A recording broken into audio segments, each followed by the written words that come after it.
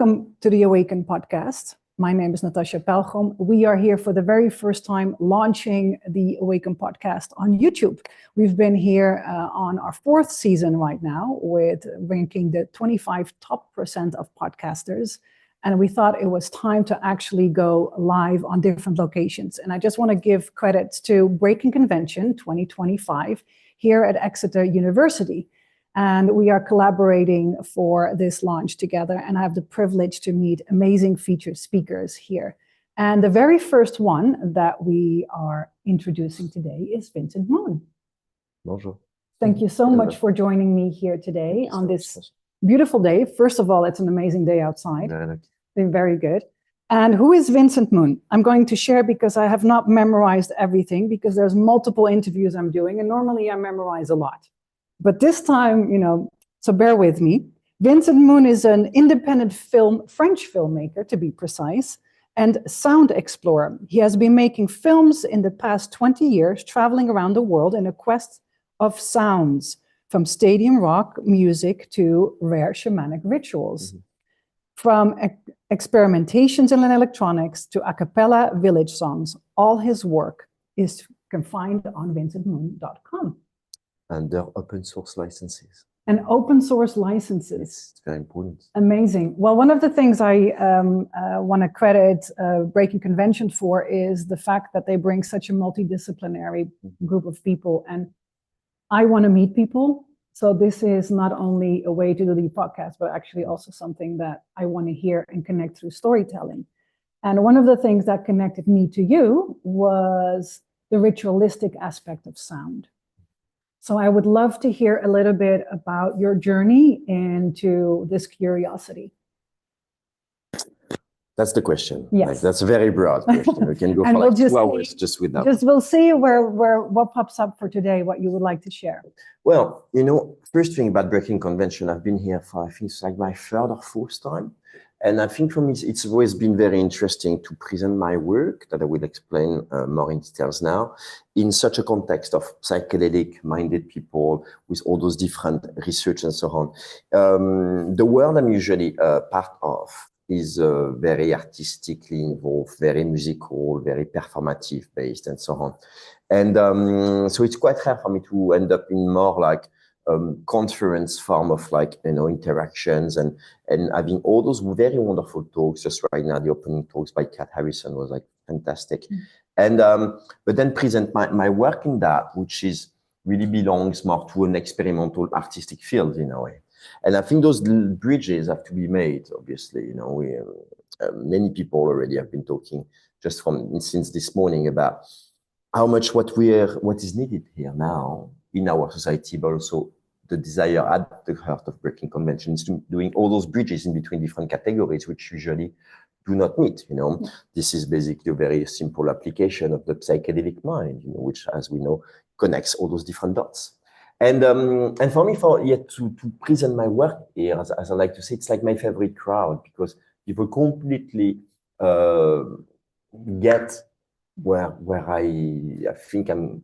Let's say where I'm going or what I'm presenting to them, which is a very, very specific type of research on sound and let's say human communities. I started making films more than 20 years ago, focusing more on what I grew up in Paris and the music I was surrounded with was like pop, rock, folk music, what we called indie music even in the early 2000s. And then I was with a friend, we developed this project, the Takeaway Shows. It was one of the very first projects on internet of videos, basically little films made for internet. At the time, it was completely new. YouTube had maybe 1 year or was 1 year old. There was just like this weird platforms like, oh wow, what can we do? People started to upload contents which were pre-existing, maybe made for other platforms, TVs and cinema. And then we had this desire of, okay, let's make a content, a form which is really specifically made for the internet interactions and screens. And so we developed this Takeaway Shows project, which was short videos filming bands that we would take in the streets and in a very improvised way, film them with a little camera, playing music live in front of people passing by. And they were not street musicians. They were actually sometimes very famous musicians, but we wanted to de-hierarchize the relationship with them. We wanted to take them out of the stage, we wanted to have them on the same level as us. I mean, obviously my, early on anarchist ideas were very much part of that, and like, how do we create this like interaction, this hierarchical based form of like performance? And that took me little by little on it. I filmed many bands, like hundreds and hundreds of bands, over the course of like 2 or 3 years. And then I started to like pull that, that question, where is music coming from actually, Where is this need to play together, where it seems to be quite ancient. Let me try to find out. And then I went on a quest. I basically became a nomad. I dropped everything behind me, and I didn't want to pursue a career in the music industry, as they call it. I had no interest in that. And I was losing my freedom of like, basically, I've always been an amateur or, a punk or a DIY, a form of artist, and I didn't want to lose that. And so I started to like travel around the world with my backpack and still documenting the way that I was doing. But this time, traditional music, some various forms of ceremonies in some specific communities and so on. And I got completely obsessed with the sound interaction, how much the sound was suddenly actually, and that's something I did not realize at first, I guess, linked to the invisible, to the surroundings, how much music preceded everything in a way, It even preceded human beings on some levels. Everything was musical. And I believe that, there is this early on desire to play because it's playing around, it's already being played. Reality is being played from the most ancient times. And then at some point, humans come in and want to play with it. And so this form of interaction has been my quest of trying to document it, but in a very specific way with my work, like filming and dancing with the music. And that's what I'm still doing after more than 20 years on the road. I've been making more than 1,500 films maybe. Yeah. And all of them, and I was just mentioning this at the beginning, they're all non-proprietary. My research is also based on like anti-copyright, you could say, research, or what I like to call open source. So all the material I'm recording I don't own it. And I really basically just try to pass it along. And so people can take it, use it, and especially be inspired by it. Yeah. And so I'm just trying to apply this like philosophy, just frame of like understanding of how can we really share as much as possible using all those tools and being inspire people about the diversity of sonic experiences in the world. Yeah. So. Along the way, you've started probably discovering that, maybe you knew that already, this is an assumption of me, but along the way, you started also seeing the technology of music as a real technology in terms of the shamanic way of looking at it, and also how it's used in prayer, how it's used in healing. What is something over the years that you've observed that maybe not only inspired you, but also was a very big learning for you?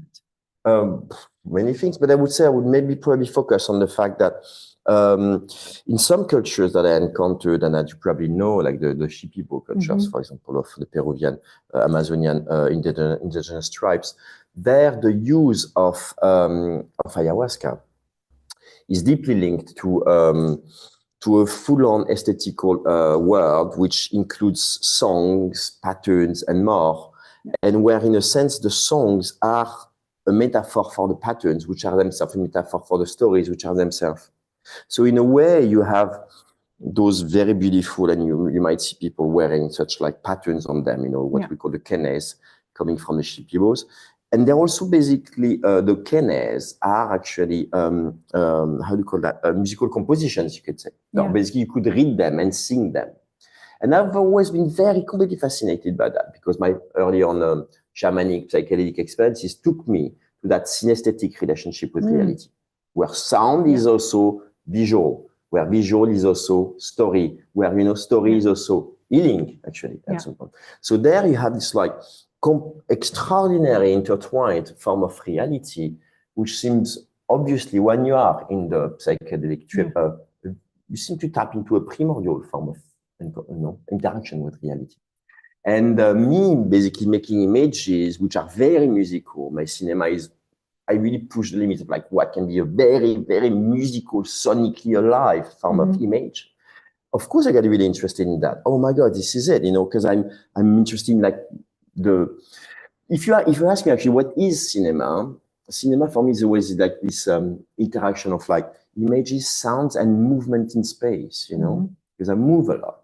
And that sort of that research has been really fitting very well with the subject and I'm still sort of like diving in, which is basically how do we create a sonic interaction with the invisible around us, in an individual base or like in a community-based research, So not only, just to finish on that, ancient forms or like old ceremonies from tribal people, which are more or less disappearing, but I'm also very, very interested in like experimental music in many ways, what does this strange Chinese lady in her laboratory in Berlin doing with her experimental weird machines is extremely interesting as well to me, because I think, well, there is common quest that you cannot really word. When, if I think correctly about what you're saying, is that you're also a pattern recognizer.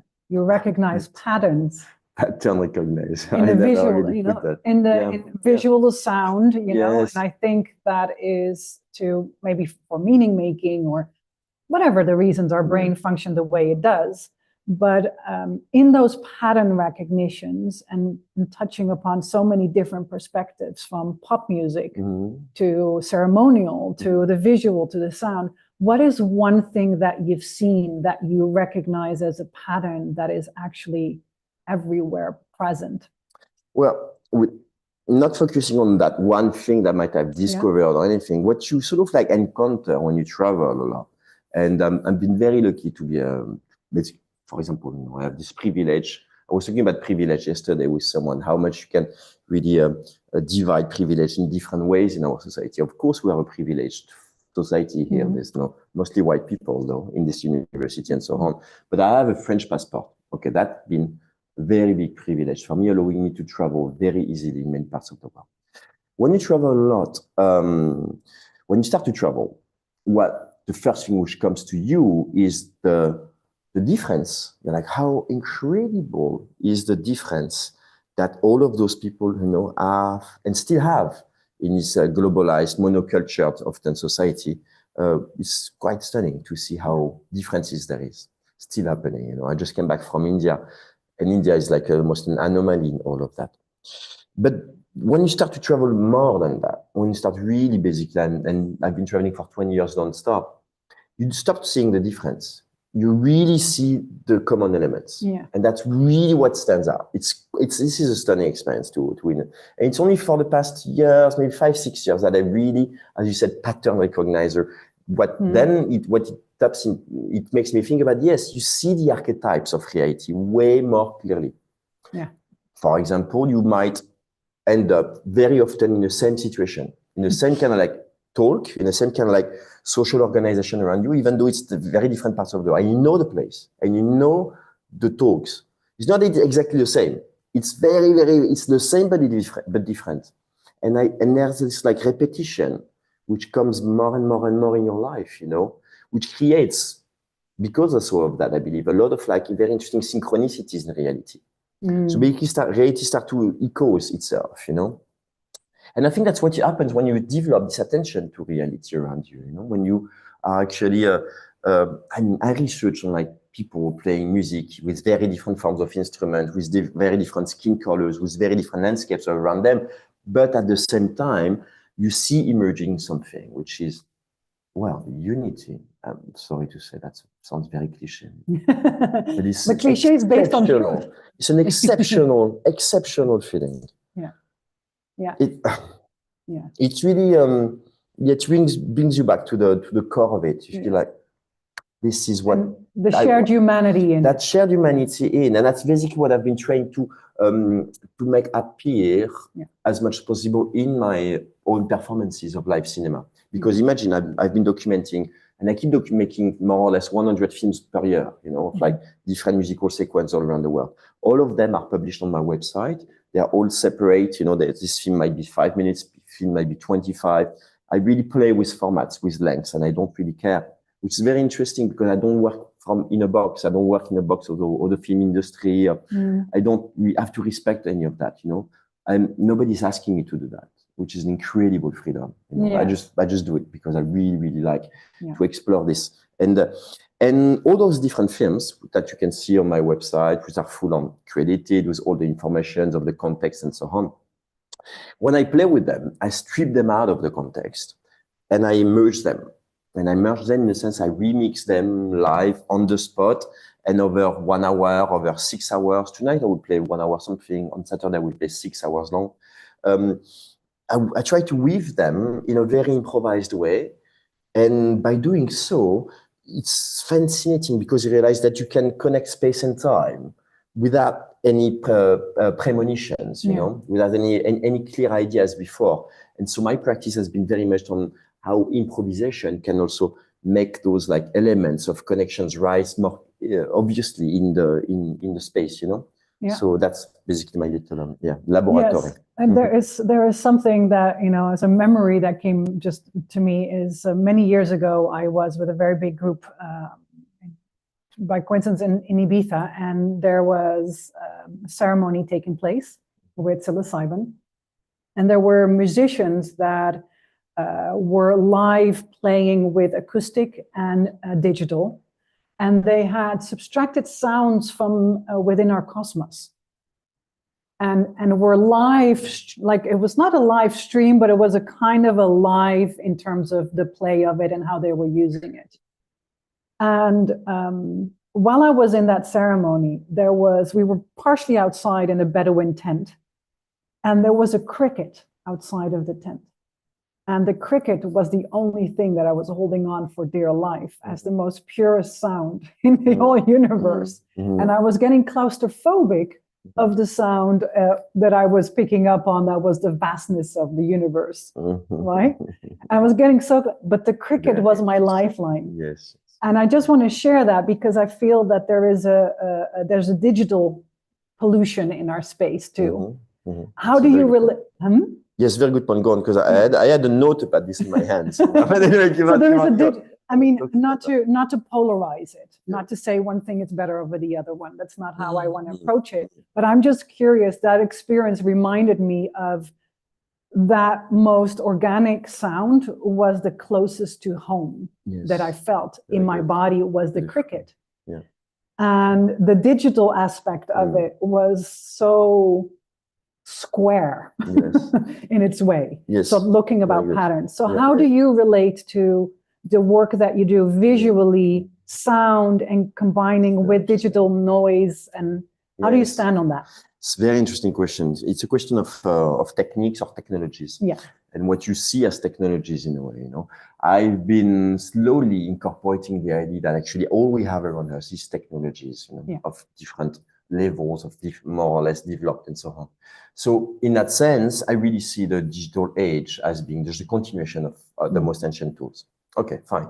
But then how is that from that exactly that pure quality maybe of that cricket, you don't recognize that in the digital as you said, it was square. It felt square. But that's also the problem. I can't even say, how can I feel square? But it felt square. There's this, remember what we used to call, we don't really call it like that. We used to use the term of the bug, in the machine. What's the bug in the machine? The bug in the machine is actually maybe that cricket.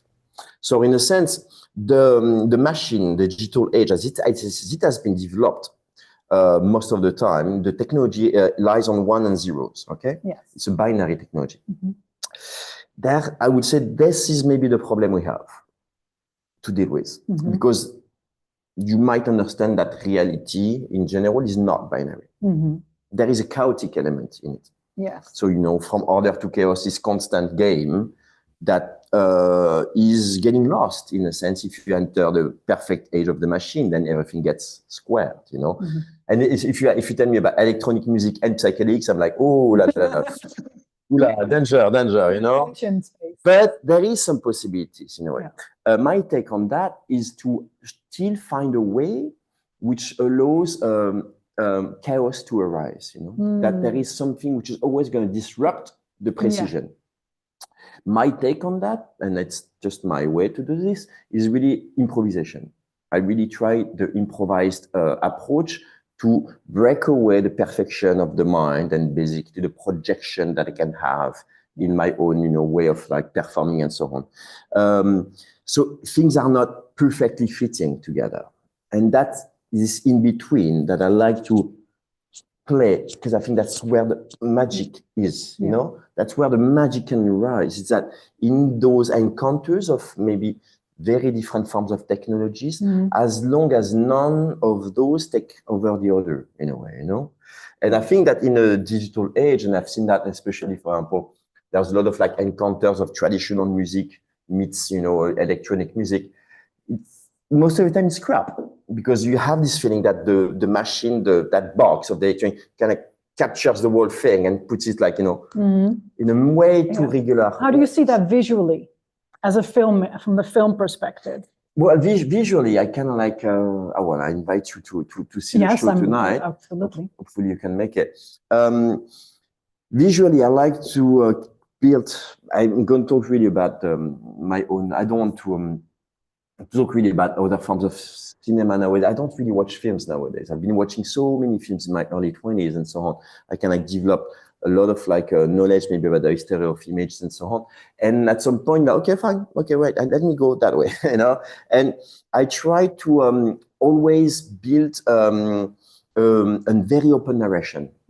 So I think there is this idea of the storytelling nowadays that we can like, you know, the term storytelling is everywhere. You know, it's all about storytelling. That's what people try to convince you. But by saying so, I think we're getting really, we misinterpret the idea of like, what is a story? And where is a story emerging? Is this in the maker or is this in the receiver? I try to make a work that where the receiver makes the story. Yes. Okay, connects the dots. So I like to basically, if you see all of my short films as like little dots, I like to juggle with them. And some things fall on the floor. Okay. But in the momentum of that performative act, stories are emerging. But they're not very clear. They're not like, hey, this is this and that, plus this and that, it goes this way. No, they're not very clear because basically I don't give any context. My films do not have any words. There is no talks. There is no interviews. I like to talk, you know, it's very, thank you so much for offering me this like little place to share ideas with you. But this is completely on the side of my work. The work I do with cinema and music is completely free from that form of approach. Yeah. I really try to intellectual, like if you want to know stuff, if you want, you know, have an intellectual relationship with that, you can go on YouTube, you can find in the credits, you can type on the links, you know. But the film itself, the momentum is completely in that almost decontextualized approach. So even more, obviously, the live cinema. So I strip those elements out of their context. I think allowing basically all those different stories to connect with them in different ways. But there are also very formal stories. What I mean is that a hand becomes another one, you know, a movement of a head becomes, it's like on the moment, you just like travel through space and time.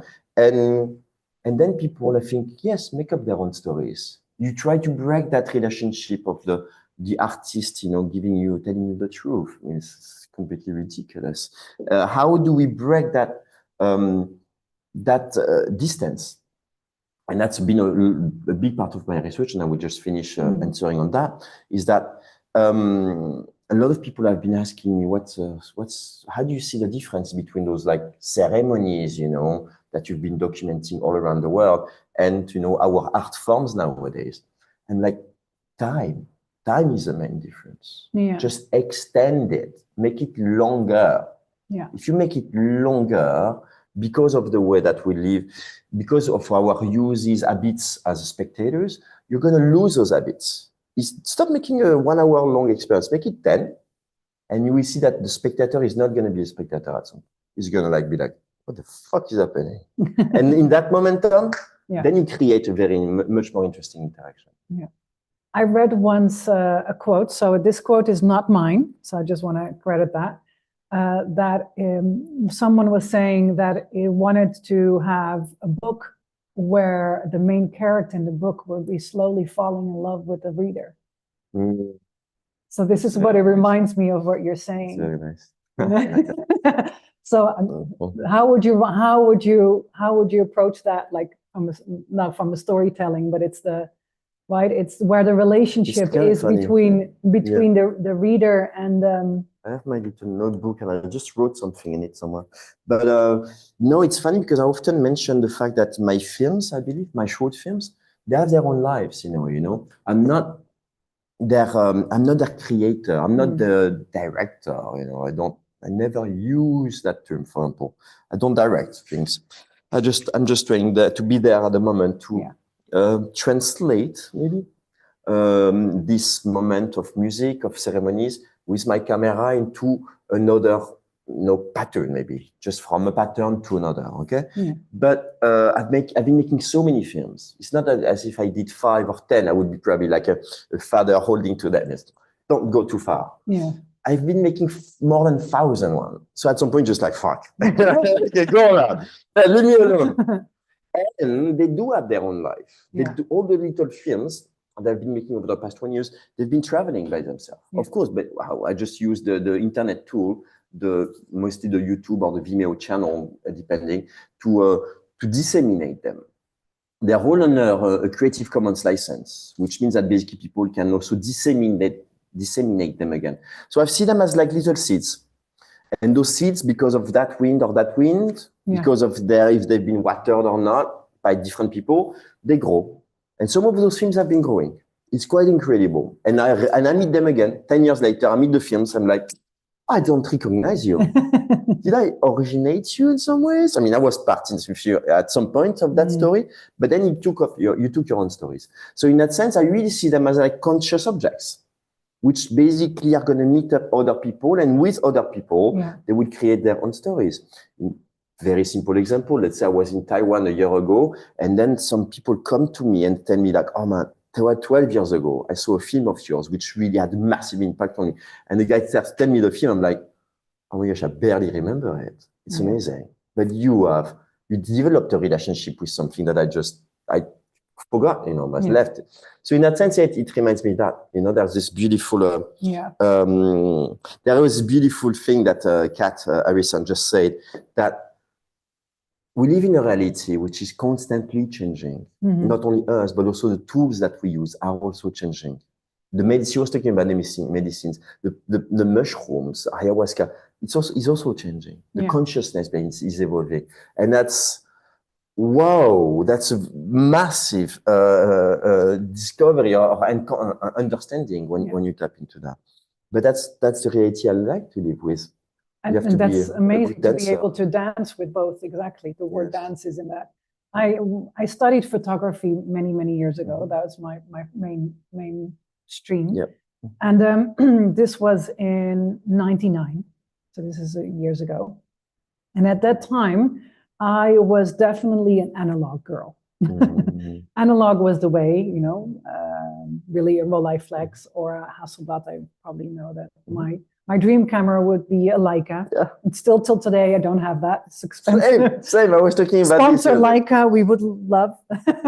No, but analog Leica. An analog Leica. Yes. No, analog Leica. But what I did do, and is thankful crediting my boyfriend at the time, is where everything was analog, and then we would scan it, and I would work digitally with them. And make, and really with Adobe Photoshop had just recently come out in that way. And I was self-taught where I made digital. But and heart, for me, was street photography. That was my passion. But then I ended up having a flexibility. That's exactly where I come from. I come from street photography. Yes. And from that's why we're sitting here, because that's my little passion. I come from that same sort of like momentum where analogs become digital, but it's still in between. Because I used to basically develop my own photos in my black room, in my home, smoking joints over hours, listening music and being like, whoa, making my thing. But then I would often retake this digitally and rework it. Or I was doing Super 8, that I was projecting Super 8 on the wall and then taking a digital photo of it, and it's very interesting. And to me, that whole process, because going back to the ritualistic aspect, the work that I do today, being able to be a guide and a server of, to me, sacred sacraments, right, isn't so far away from a process of developing an image. Because at the same time, the capturing of the moment of the nuance between light and dark and shade and all of it, there was always a layering going in dark room when it was developing and putting it on real paper. I was going through the stages of almost that reinitiation through the image that I captured. And I felt always that I was tapping in, and I was really young, but I felt I was tapping into an ultimate truth that is what you shared about the commonality in all the traditions. And when you feel that ultimate truth that touches it, there is no hiding. Even my skin right now is like, ooh, responding. But it's there. That's the thing that makes that shared humanity or that shared moment. And that layering is, I'm hearing you speaking about that layering of being able to visually capture that moment, but not be attached to it. That your identification is there. Yes, interesting. Right? So yes. If I would have a magic wand and I would say, Mr. Vincent Moon, I'm going to give you this magic wand. What is it that you would like to discover or explore? That anything would have been possible. And I think you already do what you want to do. I'm very happy in what I'm doing. So, but what else could be of a magnitude that would say, okay, we're going to make that happen right now? What would that be? I would say probably have to I don't know, let's say public space, temples, open 24 hours, forms of new forms of gatherings. I'm really hoping to see way more explorations of new sacredness, reinventing it. I mean, that's what we're doing. We're doing it in such solo mode, individualistic mode. We see it. I mean, obviously, we're going to talk a lot about that, I guess, in the next days. And this place is really a fantastic place to share all those ideas. But we're witnessing that, how much there's this deep fascination for our roots, for what's been left behind and what we have to gather again to make this world making sense again, has been disrupted a lot by this individualistic approach. And I believe what I'm interested about is how do we, and especially artists, so-called artists, have to explore way more different modalities. I'm interested in new forms of protocols. I'm kind of like, I'm a bit disturbed. I mean, how could I say? I come from a world of music where people are playing on stage in front of other people having a beer in their hand and so on. And I come from that and enjoyed it a lot for a while. And then I went to see some friends of mine playing the other day in a concert. And I was like, oh my gosh, people are still doing that? Well, there's a lot of other things to move. We have to change the space we're in. The problem I see, especially in the art world, is that the architecture of the art spaces really limits us. I mean, just look around. I mean, this is especially fucking England. Everything is like, square, everything's a box, So how do you get out of the box or curve the box, let's say? How do you curve that space? So basically we regain a circular form of relationship to creation, How do you strip it down? So basically there's not that anymore too much that limiting between the artist and the spectator or the listener. That's what I'm interested about, because I do believe that by pushing it further in terms of art experiments, we're going to just tap back into that very ancient thing. It's very simple. And that's just what that's my desire, is to see this happening. I want to see this emerging more and more. It's happening, but we have to get better at it. To me, what I've heard you say in the beginning of this interview was the open source aspect of your work, which I really value because that's a quality that I work a lot with in terms of stewarding. So you're not the owner of something, but you're stewarding something over an X amount of time and then you pass it on. Yes. So I want to ask the question, how can people steward and support your work? Oh, just many ways. Just come along. Just people can help me in different ways. I'm trying to basically establish this. So, for example, I'm looking for like people who can help me edit my films. I've been creating a small pool of people. I think it's something that I'm interested to. My only desire is to not grow bigger than that. I don't want to have a big company with people. I really like my. I am an underground artist, and that's exactly in that space where I like to find my freedom. Yes. But I welcome help of people which can just come along with me on the road. I travel all the time. Yeah. And my work is not a solitary work. It's basically a work which is made of tons of people that I meet constantly. So I think this is the way to go. It's like, okay, just like send me a word. Let's discuss some ideas. And I'm very easy to reach. It's very simple. Yeah. And I really like to maintain this like direct relationship with people. And we're now in April 2025. So just to make sure that people are watching this at a later time, what is something new coming up? Is there something, a new launch? Are you traveling somewhere? Is there something recent that you're exploring? I keep basically making films almost every 2 days. I keep playing almost every 3 days. Yeah. And every time I play, I do have some new elements in it, I call it my cosmic soup, Yeah. So I cook, and every night is just a different recipe because there's new things coming. Yeah. So I just want to keep exploring that, There's not a clear direction, let's say. There's not a point at the end. There's no point, definitely. People ask, so what's the point? It's a very interesting expression. Now, what's the point? It's like, well, there is no point. It's not one point. Maybe 3 little dots, but an exclamation point. But not a point. You don't want to make a point. I want to avoid that. So I think I'm into this like momentum where I'm just trying to really drop as much as possible my rational background far away, my upbringing. It's like, it's a long quest, huh? So just of course, I will never be done with this, But I think it's very also like a way to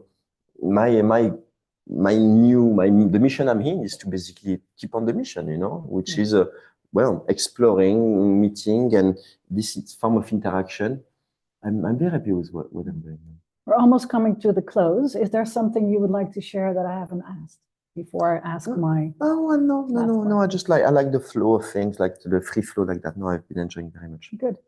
So I always close the Awaken podcast with some random questions. And so the question that's coming up in my mind is, what is the food that reminds you of your childhood? Mashed potatoes, maybe. With gravy? Yes, but something that I could play with, Yes, something that I can really make my own, Yeah. If you were a psychedelic compound, which one would you be? Iboga. Yes? Yes, the roots. Yes, okay. Talking about the roots. What is maybe something in your roots, in your lineage, in your background that you're grateful for to have in your life today? I'm very grateful that I was not raised in any artistic or spiritual background. It gave me a complete white canvas to explore. Yes, beautiful. So I was not traumatized by anything. Yeah. I was like, okay, what is this? And now that we are on Breaking Convention, my last question, what is your next talk that you're going to watch? The next talk I'm going to watch is probably, I cannot pronounce the name of that guy. He's talking an hour. Peter, one of the... Yes, the philosopher. Yes. He's in we had the opening interview for this season with him. Peter Hungstad's huge. Sorry, Peter. Yes, Dr. Peter. He's a lecturer at Exeter University. Yes, exactly. Fun very much. Yes. Yeah. Super interesting. Super. He's amazing. Thank you so much for being here, Vincent. I could talk more hours with you, but we keep it short for today. Enjoy. Merci.